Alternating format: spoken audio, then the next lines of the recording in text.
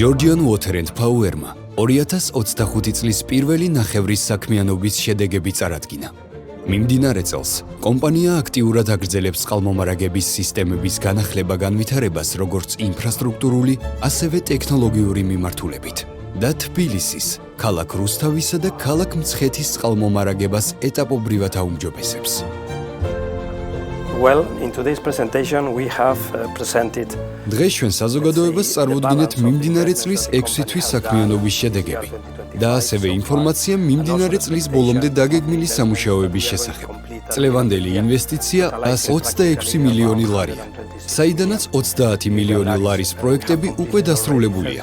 მიმდინარეობს 49 მილიონი ლარის ღირებულების პროექტები და წლის ბოლომდე დამატებით 47 მილიონი ლარის ინვესტიცია განხორციელდება. ჩვენ დღეს წარვადგინეთ ის ძირითადი გამოწვევები, რომელიც გვაქვს და რის მოგვარებაზეცაა მიმართული ჩვენი საინვესტიციო საქმიანობა. ჩვენ ვისაუბრეთ წყალმომარაგების ინფრასტრუქტურის მდგომარეობაზე და მათი განახლებისა და მოდერნიზების აუცილებლობაზე, არა მხოლოდ სასმელი წყლისა და წყალარინების მილების, არამედ ისეთი სტრატეგიულად მნიშვნელოვანი ობიექტების, როგორიცაა გამწმენდი ნაგებობები, სატუმბო სადგურები, რეზერვუარები და მაგისტრალური მილსადენები. ჩვენ კარგად გვესმის, რომ სწორედ ამ გზით გავაუმჯობესებთ მომსახურების ხარისხს ჩვენი მომხმარებლებისთვის და ამასთანავე ვაცნობიერებთ, რამდენად მნიშვნელოვანია მომავალშიც გავაგრძელოთ ინვესტირება ინფრასტრუქტურის მოდერნიზებისა და განახლებისთვის. ჩვენ მოვისმენთ კომპანია Georgian Water and Power-ის ანგარიში პროგრესთან დაკავშირებით. ხედავთ, რომ ის საინვესტიციო პროექტები, რომელიც კომისიის მიერ იქნა დამტკიცებული, სრულდება GVP-ის მიერ, რამაც გამოიწვია ეტაპობრივად ქსელში ავარიების შემცირება და მიწოდების მდგომარეობის გაუმჯობესება.